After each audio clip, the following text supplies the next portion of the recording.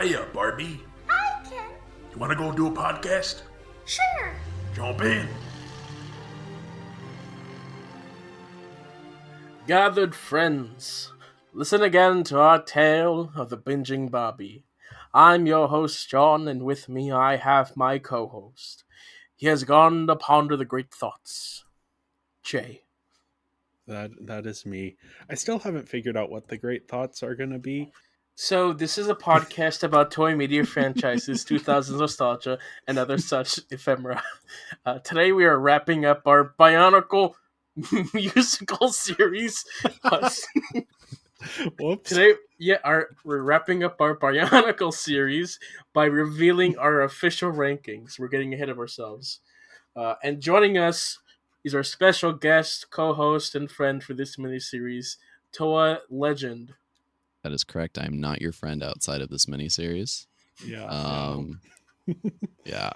We have never interacted before this miniseries, and we'll never Correct. interact after. It's a limited time thing. limited time, but hey, we're done with Bionicle and Lego. Well, so far, Yeah. we've gotten to the end of this journey. So, Yeah. journey it has to been done. Quite the journey. Oh.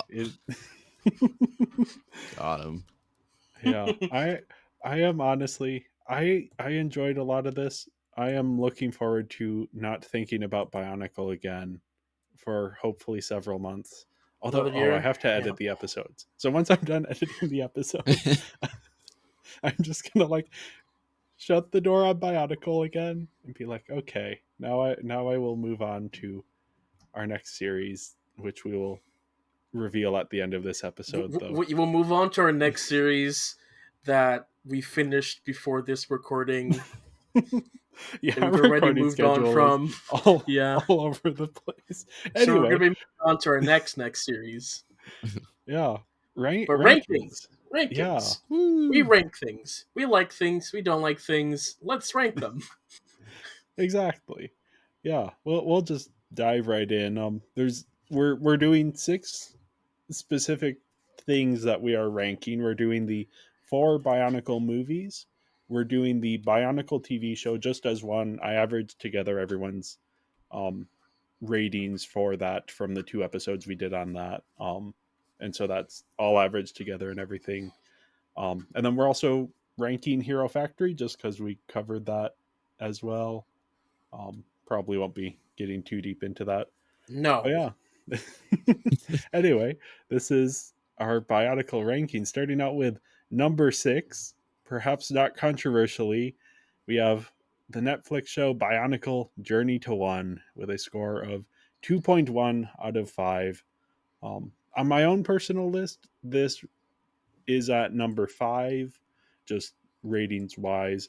John, you have this at number 6. Toa, you have this at number 5, though that is because you are not on our Hero Factory episode, so this is your lowest ranked of the group. Yeah, we'll just use my inherent bias and just say that Hero Factory is ranked 6, even though I have not seen the full show. Yeah. But as a diehard Bionicle fan, I feel like I just have to say that. So Yeah. Yeah. Journey to One was a series. It's rough.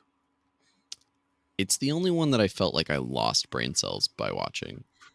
So I feel like it makes sense for it to be the last ranked. Yeah. Yeah. Again, listen to our podcast episodes on that where we go much more in depth, but it's just the mostly just Generation 2, not a clear direction. I like the 2-minute shorts that they released in the first wave, which were just some guy narrating the story and doing all the voices. Which that was a better use of storytelling than whatever they tried to do in this show. But whatever. We're done. Yeah. I enjoyed parts of this, but yeah, overall it's just not quite up to par. No. But yeah, number 5 we have Bionicle, The Legend Reborn. This is a bit of a jump in score with a 2.7 out of 5 total. On my personal list, this is number 6. John, you have it at number 4. And Toa, you have it at number 4 as well. Mm-hmm. So yeah, kind of an average of our placements there. Yeah, I somewhat like this film. It's not amazing. It's very goofy.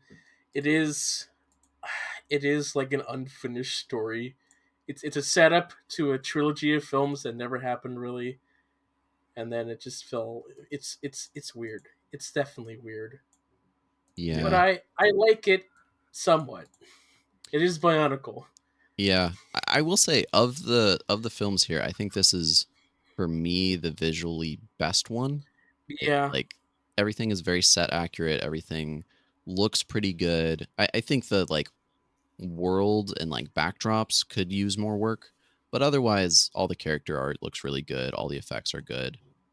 Um but it is, the story is just mediocre compared to the better ones that we have on the list.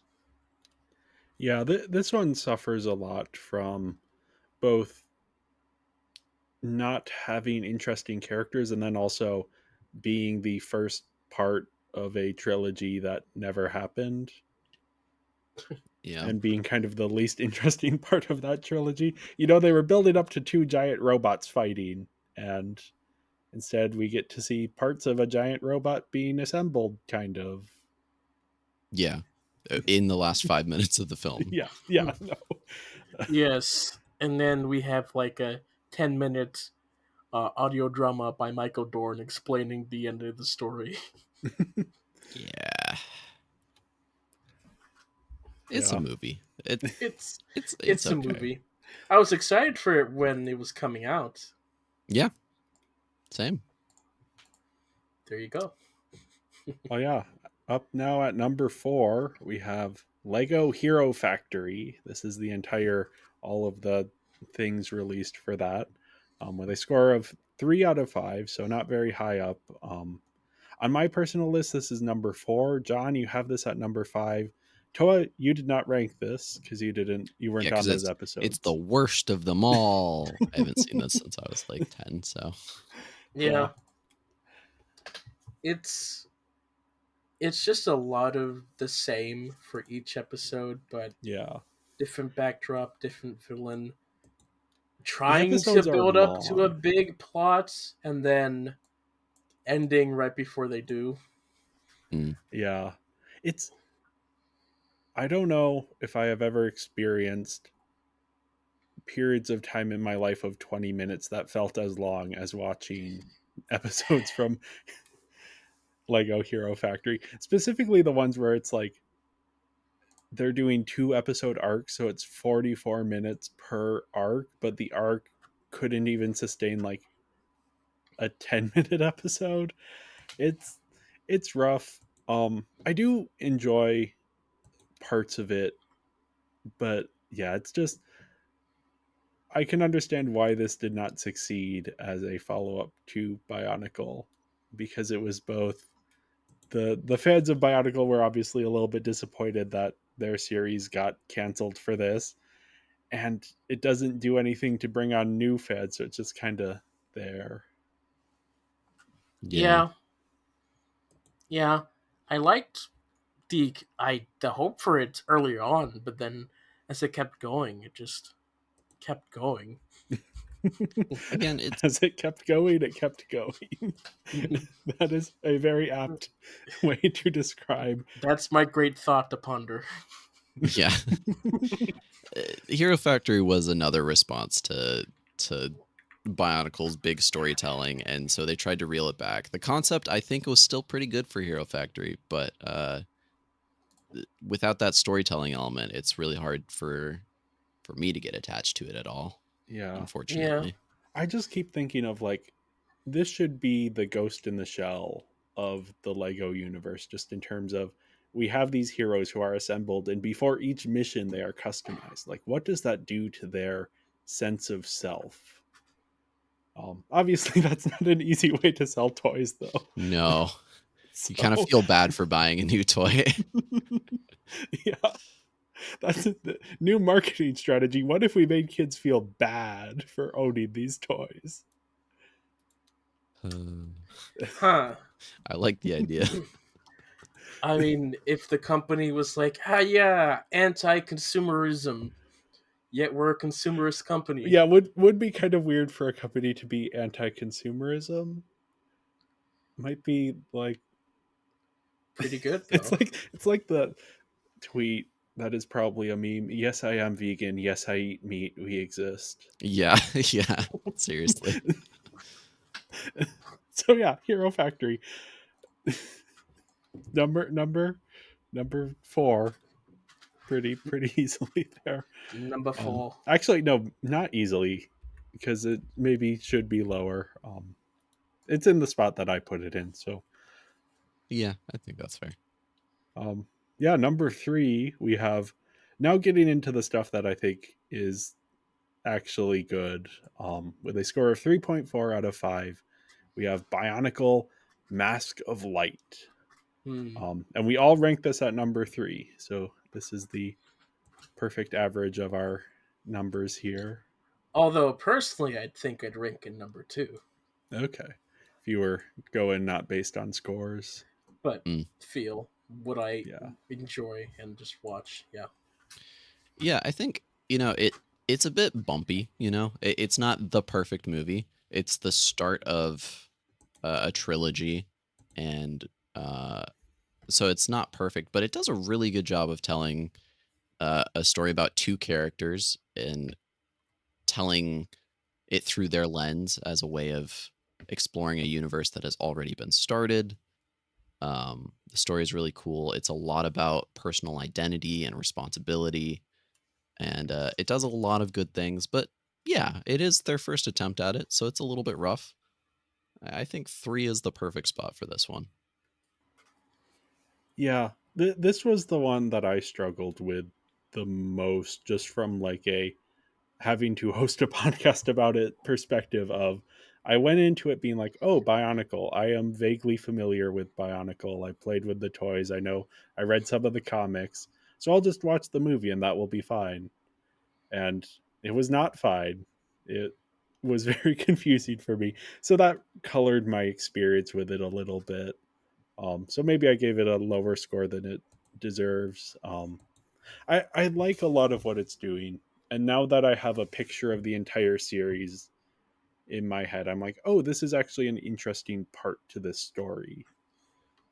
As an introduction point to it, it fails miserably, but as a part of, as you were saying, to an ongoing saga, it really does work, and it has a lot of interesting stuff. I think um, Takua slash Takanuva as a character is very fascinating. Mhm. And they find some interesting depths to go to with his character. It is still like it's a kids movie. Who knows how much of the depths were intended versus how much is being a little bit read into. I'd like Sure. to give the creators credit there, but that is always a question. Um, Yeah. yeah, it's an interesting one and an interesting place to start. Yeah. I agree. Up next, we have Bionicle 2 Legends of Metro Nui with a score of 3.6 out of 5. I have this as my number 2 score wise. John, you have this number 1. Hmm. Toa, you have this at number 2. Hmm. This is just my Bionicle film that I just enjoyed. It's the story that I connected to the most. It's really what I enjoyed. It's the themes that I really want to see and do. So it's my favorite of the 3. I think this is the best introduction film to Bionicle. It tells Hmm. you a lot about the world. It tells you a lot about the rules and the mask powers and who characters are.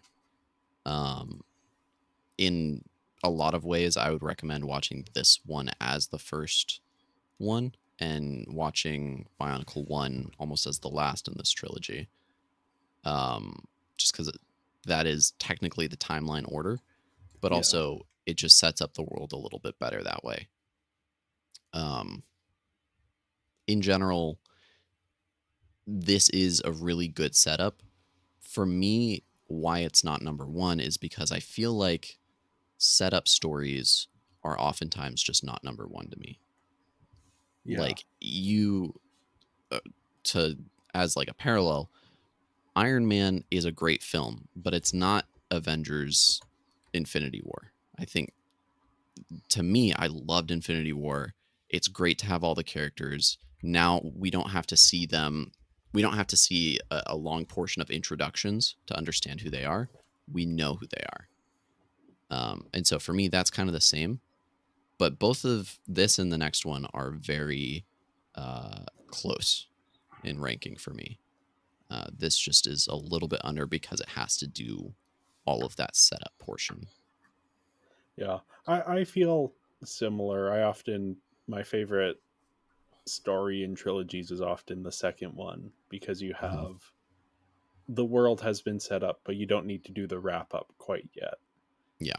Which, ironically, this is not the the first film in the series, but it is sort of the one that is doing the most introductory work Yeah. compared to Mask of Light, which is just finishing out a saga, whereas this is now starting a saga. Um, yeah, this is. I agree. If someone is trying to get into Bionicle and is doing it specifically through the movies, this is the one to start with. Um, and Yeah. yeah, I do agree with John that this is an interesting one. I like the weirdness of our next one, which anyone who hasn't been following along yet, our number one Bionicle movie, ratings wise, is Bionicle Web of Shadows with a score of 3.8 out of 5, so only zero point 0.2 higher than Legends of Metro Nui. Yeah, this is my number one. John, you have this at number two. Toa, you have this at number one. Yeah. Yeah, personally, I would rank this third, but why this one is so high, of course, is because of the great performance of Kathleen Barr, for Yes. Mm, sure. Um, I've already mentioned bits and pieces over in that episode, so check that 3 hour long episode. But this just wasn't my story in year. I didn't really love all the concepts. that's fair. I think if you're looking at the series as like Bionicle stories, this is in some ways the least Bionicle of the stories. And in a lot of ways, that is a little bit rough. I think from like just a storytelling perspective, this movie does a lot better than the others, but it's also because they've accumulated so much experience and so much knowledge into it that that helps a ton, as well as having pre-established characters to work with means that their runtime can be entirely devoted to character arcs and um, worlds like story arcs as well. So I think that's how it eked over the top for me. Um, but in general, yeah, this and the last one are very very close for me, and they work really well as a series to watch back to back. Um, but I also know that part of this is I'm sure biased because this is the first Bionicle movie I watched. And so I have to acknowledge that I probably ranked it as one because somewhere in my brain I was like, yes, that is Bonkle movie. I watched that. Yep. Look at them barnacle with things go. Look at the big sky spider. Ooh, spider. I have that toy and it's in the movie. That's Yo, Yeah. crazy. who's that big woman? Yeah, that's the real reason I ranked it number one, Rudaka. I mean, Rudaka is iconic, as we have said many times on that episode. Hmm. Um, Yeah. yeah, Yes. this is so easily my number one. I like the weirdness. I like Hmm. the just like it's so thorny in a way that I Yep. find so interesting, especially for a kids film to be like having these like corruption arcs and this darkness and this like it's dealing with just so much weird energy and yeah, that's just like that's the kind of stuff I like. As the Barbie series well established, I am a fan of evil villain layers, and this whole movie is an evil villain layer movie. Um, it's I think this is the one. To be honest, I'm not tempted to revisit any of these except for this one, and so much of that is the character arcs are so well. thought out, um, in that you actually have character arcs for some of these, especially like the later Bionicle Journey to One stuff doesn't. Um, but you also just have so much other stuff going on around it. You have Rudaka, who is a phenomenal villain. Hmm. Um, you have the like aesthetics of like the spider webs all over the place. You have Kathleen Barr, John, as you said, who is phenomenal. You also have Alessandro Giuliani giving a really strong performance as Vakama, um, Yeah. like riding that line between the darkness and then also having to be the hero as well, and doing that arc very well.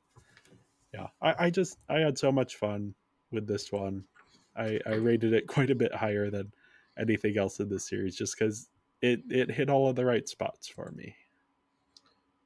Well, we that's the end of our rankings here and our end of our journey for Bionicle.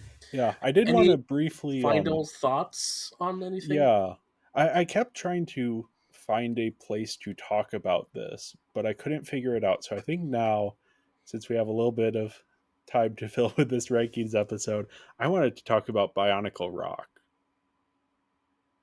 Oh, yeah. I guess we haven't brought it up too much. Yeah, I don't have much to say except that this is my jam. As like so it's referring to a lot of things, a lot of different tie-in songs, but the stuff that I've listened to most is the Cryo Shell stuff, Oh which yeah. was Sure. made for a lot of marketing stuff. And yeah, it's sort of, this is the mid 2000s when they're kind of exploring this, bringing these songs into the Bionicle, or not, they aren't in the Bionicle world, but using songs to market Bionicle. Um, so you have sort of alt rock, post punk type stuff. Um, Yeah. yeah, it's just this is the kind of music that I will listen to on my own, Yeah. separate from.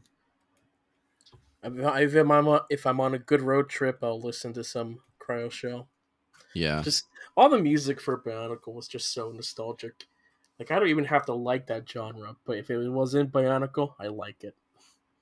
It really, for me, it exposed me to a lot of music early on for figuring out what genres I liked. And it was really cool because they had Cryo Shell as like the main band for Bionicle starting from like 2007 Seven. onwards. Yeah. But they still also used like other major artists as well. They had All American Rejects in was a major part of their advertising campaign in 6. 2006. They had Chris Daughtry for the Mari music video. They they had just all this like pop punk metal rock mix all Yo Yo together. Baraka. Yo-Yo Paraka, can't forget that. Hmm. 2003's Bionicle Jam. Um, yeah, it's got great music, and I think the music really captures that aesthetic of like, the 2000s cool kid that, Yeah. wears the Hawaiian shirt with the flames on it and the cool sunglasses. Like that's what I think of. Yeah, no, that is the perfect description.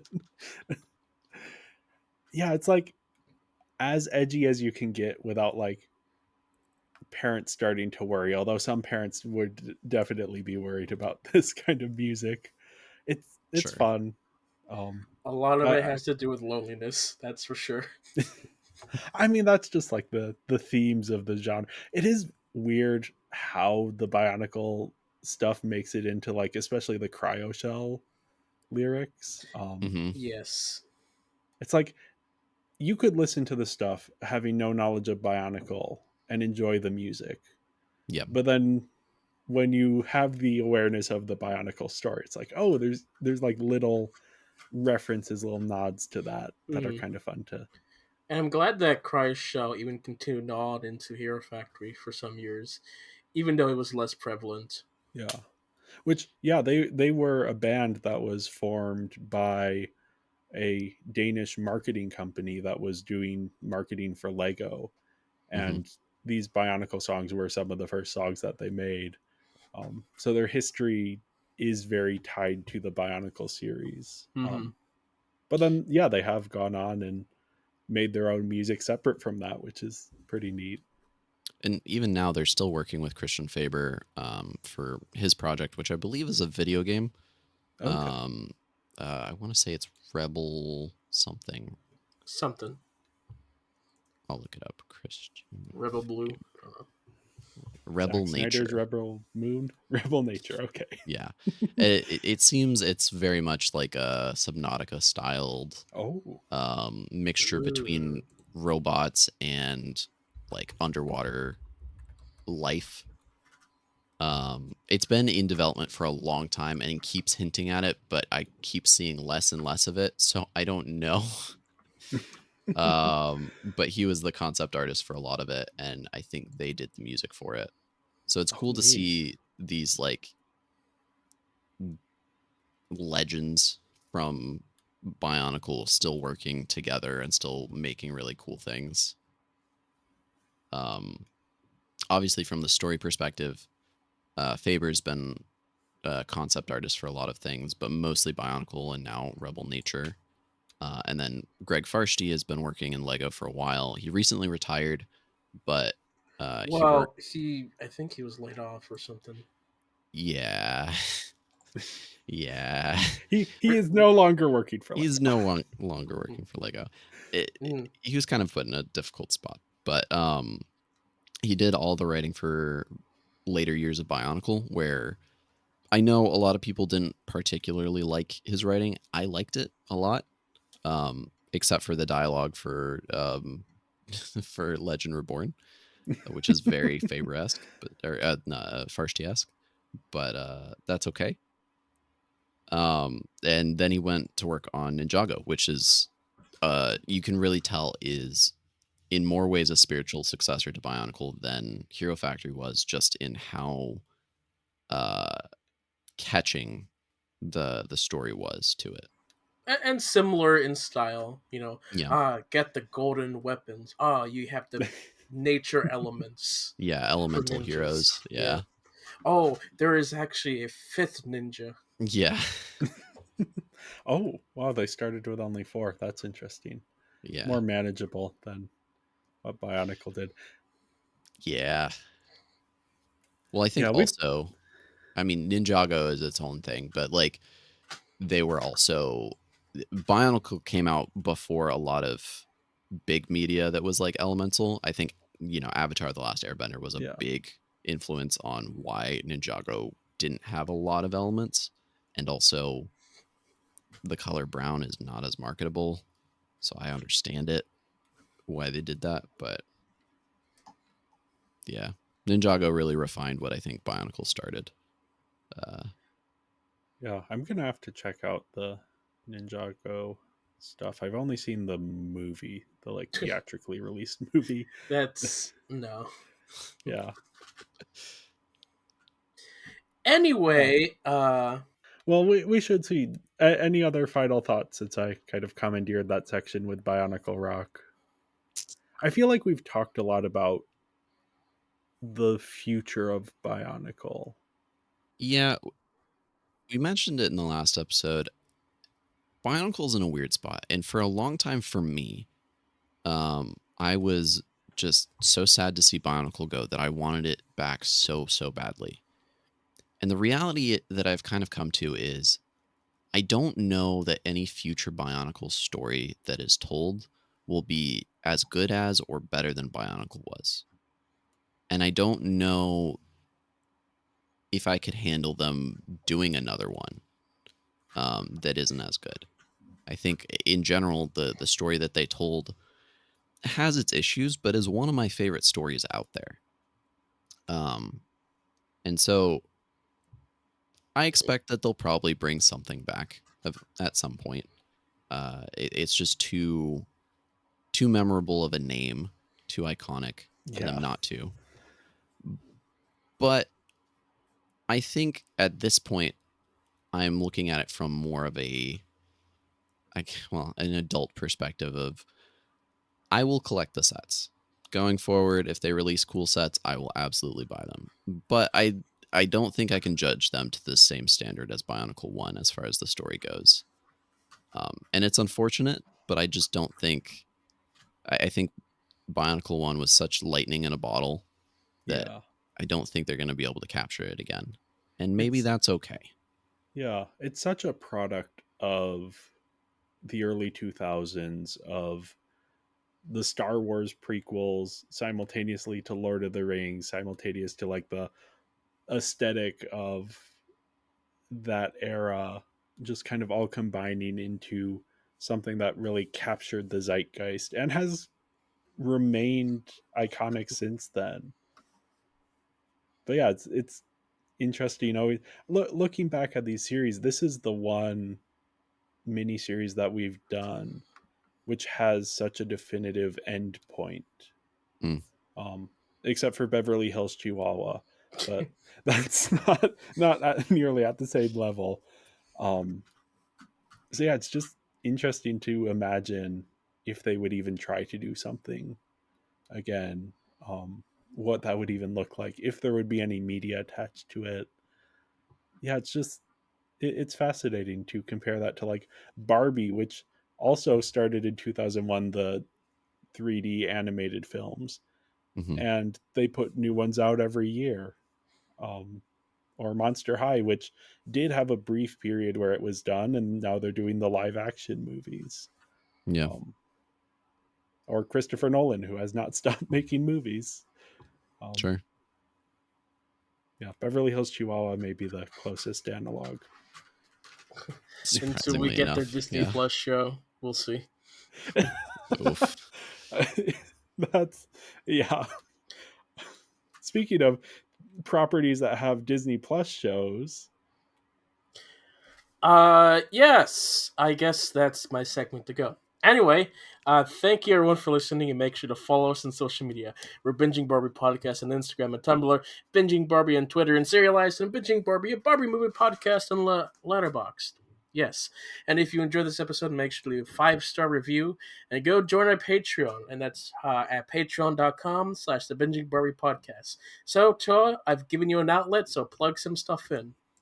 Yeah, so you can check me out on YouTube, youtube.com/toalegend. I also stream on Twitch, generally every Thursday at 10 p.m. Eastern, um, at twitch.tv/toalegend. Basically, if you're looking for me, just type in Toa Legend to whatever platform you're on, and I'm probably there. All Uh, right. Yes. yeah, and I just wanted to say thanks for having me on. It's been a lot of yeah. fun to talk about my special interest and really get to ramble on about some deep lore with you guys. Yeah, It's no, been a we've pleasure. loved having you out here. We Yes. have hit and exceeded our records for longest episodes multiple times, which is so Bionicle much will do fun. that. Bionicle will Yeah. do that. Yeah. No, I it's I it, also guess I should also plug the podcast episodes that me and Toe already did over yes. at Podcast Name in Brackets. It's 3 episodes talking about why we loved it, and we went over the individual sets. So, Hmm. oh, I guess the thing we didn't point out is that Makuta never got a reset release for Gen 2. Oh, what a shame. Yeah. Anyway, we will be back next week to talk about and to begin our series on High School Musical movies, where we'll be all in this together. And Yep. until then, unity, duty, destiny, stars. Stars. This is the Bye. It all way ends with stars, of the both G1 bundle. and G2. That is true. Yep. Bye, Barbie. Bye, Bye, Barbie. Barbie.